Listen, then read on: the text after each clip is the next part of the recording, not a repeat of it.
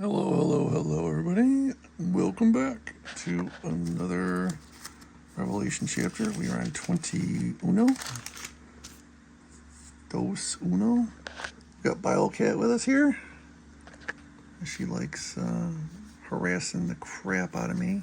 Every time I do this, she just harasses me non-stop. Non-stop!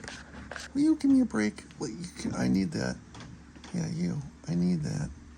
Don't bite it off, please. Can you stop? Can you stop, please? Yeah, you. She's all feisty because I combed her. Anywho, we're going to jump right into this. Going to be a lot of confirmation here on what we've talked about concerning the law, what you got to do to get into heaven, what's got to take place, etc., etc. So let's, got a kid here ball in my mouth. Let's get to it. And I saw a renewed heaven and a renewed earth. For the former heaven and the former earth had passed away, and the sea is no more. Now, that means heaven. New heaven is here on earth, obviously, because the previous situation, the revelation, just trashed the earth, as it pretty much said it did. Okay, yeah. Okay. Yeah, I know. Yeah, okay. Now, I got a little thing here. This is just musings of me. Now, remember when Yeshua said, and as long as the heaven and earth are still here, not the smallest piece of the law has gone away. Yes, if you're just new to this channel, it's the first thing you've seen or heard me say, and you're a follower of Yeshua, the way, that's what it's supposed to be. Christian is kind of a term brought about as more of a label, whatever. Yes, you were supposed to keep the law. The Torah still is not done away with, contrary to what 99% of churchianity churches say.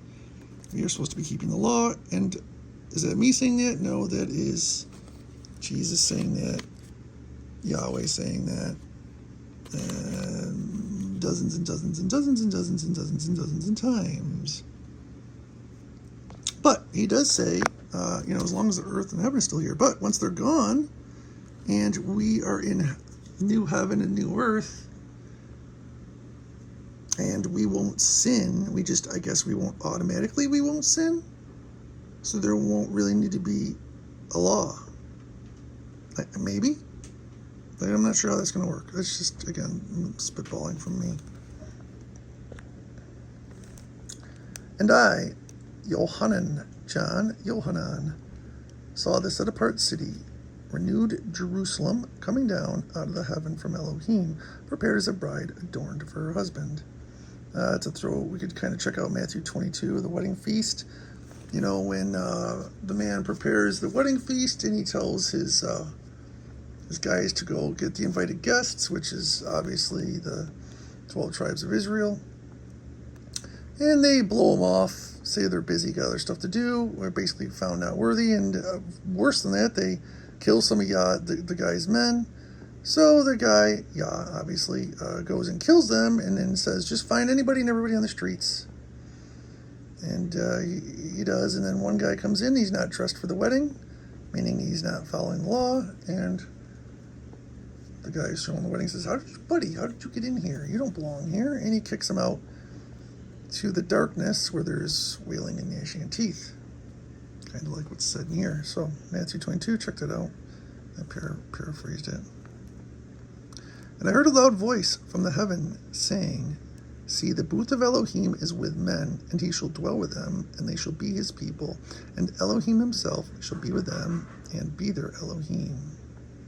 And at this point, remember, the only people that are left are the ones that are set apart, the endurance of the saints. 14:12. What is that? Here's the endurance of the set apart ones.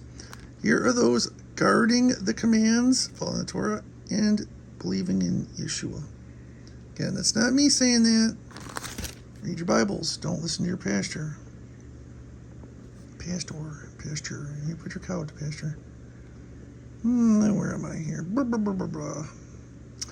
And Elohim shall wipe away every tear from their eyes, and there shall be no more death, no mourning, nor crying, and there shall be no more pain, for the former matters have passed away. I'm trying to remember, we said I make all matters new, all the older matters. I don't remember where that is. And he who was sitting on the throne said, see, I make all matters new.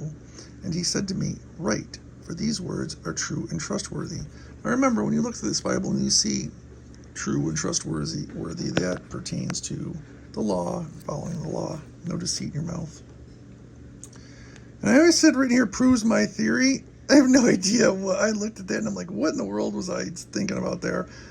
I have to put more notes in there apparently. And he said to me, it is done. I am the Aleph and the Tau, the beginning and the end. To the one who thirsts, I shall give of the fountain of the water of life without payment. The one who overcomes, it is Israel. What is the meaning of Israel? One who wrestles with God, who overcomes with God, shall inherit all of this. And I shall be his Elohim, and he shall be my son. Okay?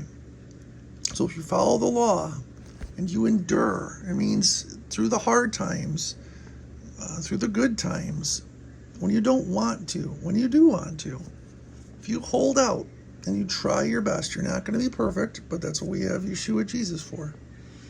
And you'll be in. That's it. Remember I said last video, I explained it. It's not really super difficult.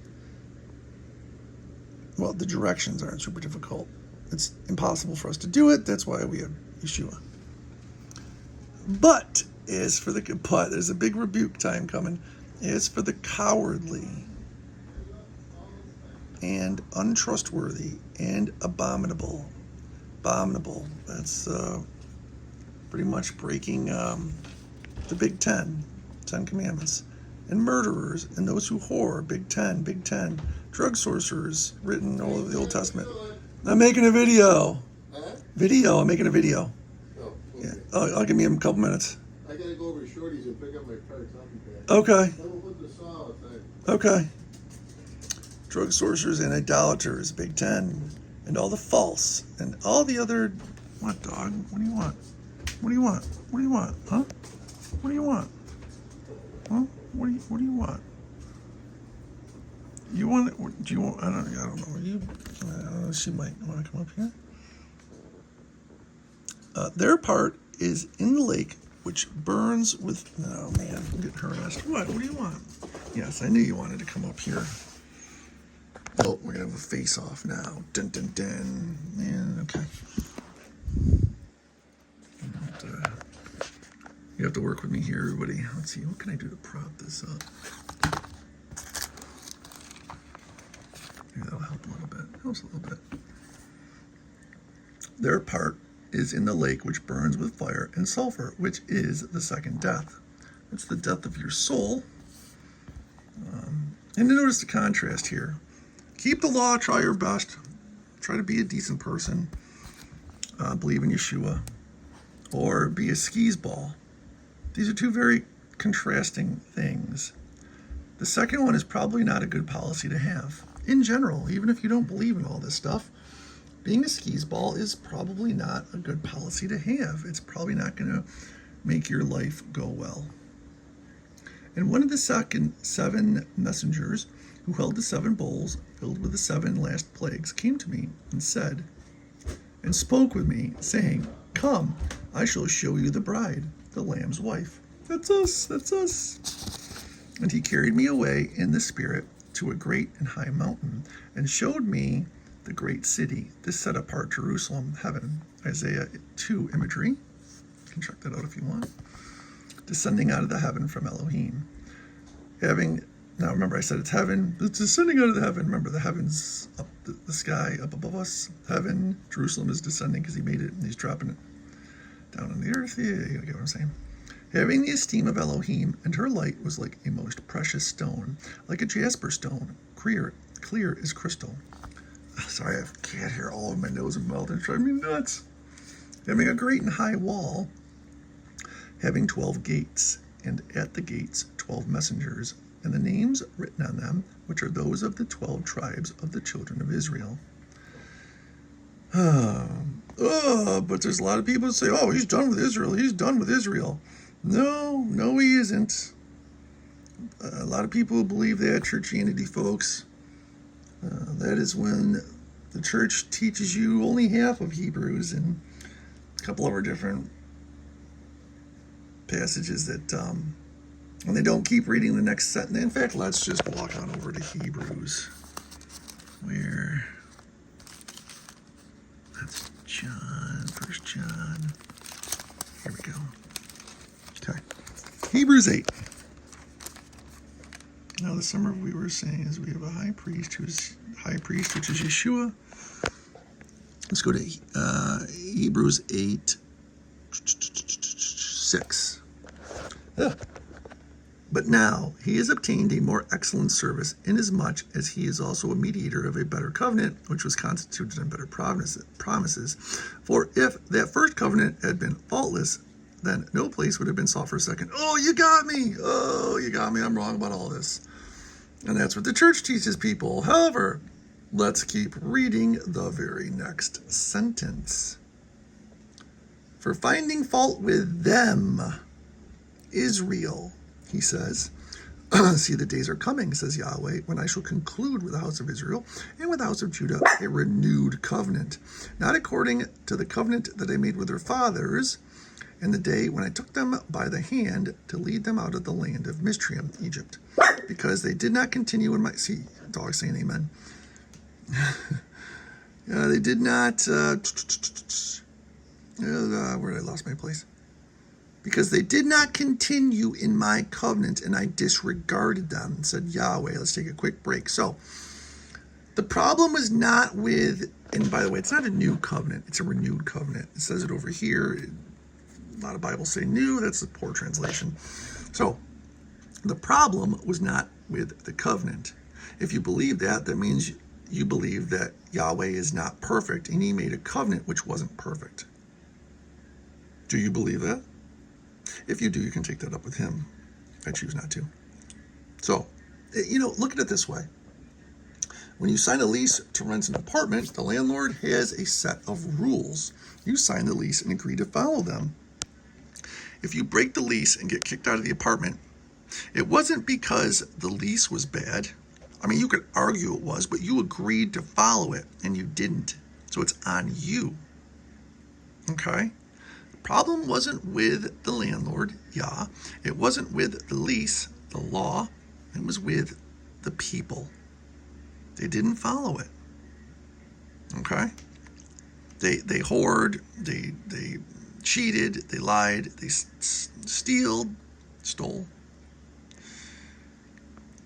Okay? Because this covenant that I shall make with the house of Israel after those days, says Yahweh, giving my laws in their mind, and I shall write them on their hearts. I shall be their Elohim, and they shall be my people. And they shall by no means teach one as his neighbor and each one as his brother, saying, know Yahweh, because they shall all know me, from the least of them to the greatest of them. Let's hop on over to 9:15. And because of this, he is the mediator of a renewed covenant, so that death, having taken place for redemption of the transgression under the first covenant, might receive the promise of everlasting inheritance. So, right. So I just kind of explained that away there. The church stops reading at Hebrews 8, 6 and 7. They love stopping right there. But, this whole idea of a new covenant, let's just talk on that, because you're like, well, it doesn't say renewed, it only says renewed in one spot, you're wrong, blah, blah, blah. But just how new is this new covenant? So new that it's taken straight out of Jeremiah 31 through 34. Don't believe me? Let's check it out. Oh boy, I'm going to lose my space in a big way. That's all right. 31, where are we now? Let's just check out this new covenant that's brand new and never spoken of ever before. Jeremiah. We're in 31, trust me. See, the days are coming, declares Yahweh, when I shall make a renewed covenant with the house of Israel and with the house of Judah. Not like the covenant I made with their fathers today. Geez, it's almost like it's word for word almost to bring them out of the land of Egypt. My covenant which they broke, though I was a husband to them. This covenant I shall make to Israel after those days, declares Yahweh. I shall put my Torah. Yes, amen. Yeah, in their inward parts. That means it's in your butt, yo. You better listen, because you're going to get a foot up there too. And write it on their hearts, and I shall be their Elohim, and they shall be my people. And no longer though they teach their neighbor, and each one exactly word for word, almost. Dun, dun, dun. So, take that garbage of a new church handy. I'm telling you guys, get out of your church if they're teaching you stuff like this. It's bad news. Where was I? Yeah, I know. Everybody's mad and there's wailing and gnashing of teeth in the comment section. No, listen, take it up with your creator, not with me. It's my job to make sure that you know it, not stay ignorant because of your church. And by the way, you can really gnash your teeth at me because now that you do know it, unfortunately for you, you don't have an excuse. You can't just plug your ears and go, nope, I'm just going along with the church. Burr, burr, burr. No, you know this stuff now. And everybody who once you see this, it's undeniable. So you're really screwed. You're in now, okay? You should want to anyway. I'm just kind of joking. I mean, following the law, yeah, it's a yoke, but it's a light yoke, way lighter than anything on this earth. And look at what it gets you. Gets you in with the Father. That's what we all want. So, where was I? And she carried me to the city of the mountains, the heaven of Elohim. Having the esteem of Elohim, her light was like a most precious stone, like a jasper stone. I said that. And having a great and high wall, having 12 gates. That's 12 gates. Did they own too? 3 gates on the east, 3 gates on the north, 3 gates on the south, and 3 gates on the west. And the wall of the city had 12 foundations, and on them were the names of the 12 emissaries of the Lamb, the apostles. So here, we see the joining of the original Old Testament tribes, obviously, Yeshua and the apostles. Again, what's it called when the group of people think that Israel is done away with, and now it's just the church. The Christians and the Jews are done away with in the Lord's eyes. It's clearly, as I just showed you, not biblical at all. It's not even close to being like, well, maybe it's biblical. No, when you read, it's not biblical at all. And he who spoke with me had a gold measuring rod to measure this city and its gates and its wall. And the city lies four-cornered, and its length is as great as its breadth. And he measured the city with the rod, 12,000 stadia. The length and the breadth and the height of it are equal. And if you're wondering, that works out, if I remember correctly, to be about 1,337 miles. So basically from New York down to Florida, over to probably Texas, back up to straight north of Wisconsin, maybe, or something like that, Montana almost, and back to New York. So that's a pretty big chunk of land. And if you're worried about it being crowded, don't listen to the lies of the devil worshippers of today who are trying to kill us all off because they think the world is overpopulated. I believe it's stated that their population is around 9 billion, okay? The city of Jacksonville, Florida, if you look at the city limits, is approximately 25,000 billion feet squared. Okay, city of Jacksonville, city limits and whatnot. If I remember correctly, 25. What I said, feet squared, 1,000 million. Of course, my brain's fried now. You get the idea. Okay, that the city limits of Jacksonville can fit the entire population of the world in it. Twice. So 16 billion people in the city of Jacksonville. So don't be too worried about overpopulation in heaven. That's a non-issue. And don't fall for the lie that the world is overpopulated today. That is most certainly a lie. straight from the devil worshippers. And he measured this wall 144 forearms, according to the measure of a man, that is, of a messenger. Messenger means angel. So that you could draw your own conclusions from. Some people think that we're going to have a new body. I mean, I kind of have my thoughts, but some people think we're not going to have a body at all. We're just going to be spirit, like a spirit kind of energy. But then why is he comparing us to an angel here? I don't know. And the structure of its wall was jasper, and the city was clean gold, like clear glass. And the foundation of the wall of the city were adorned with all kinds of precious stones. The first foundation, jasper. The second, sapphire. The third, agate. I'm sure I'm going to not pronounce some of these correctly. The fourth, emerald. The fifth, sardonyx. The sixth, ruby. The seventh, chrysolite. The eighth, beryl. The ninth, topaz. The 10th, chrysoprase. The 11th, jacinth. And the 12th, amethyst. Now, if you remember back to the description of Aaron's outfit, the high priest Aaron, he had a chest plate that was adorned with 12, like these basically right here. So basically the 12 tribes of Israel represented by stones on his chest plate, meaning over his heart. And the 12 gates were 12 pearls. Each one of the gates was a single pearl, and the street of the city was clean gold, like transparent glass. So must be some pretty big pearls. Now, is this literal, or is it not? Again, I tend to be a literalist of the Bible, and to me, this seems like it'd be fairly easy for Yahweh to build. I mean, anything's easy for him. So I don't have a problem with this being literal. But if it's not, whatever. I'm sure it's awesome.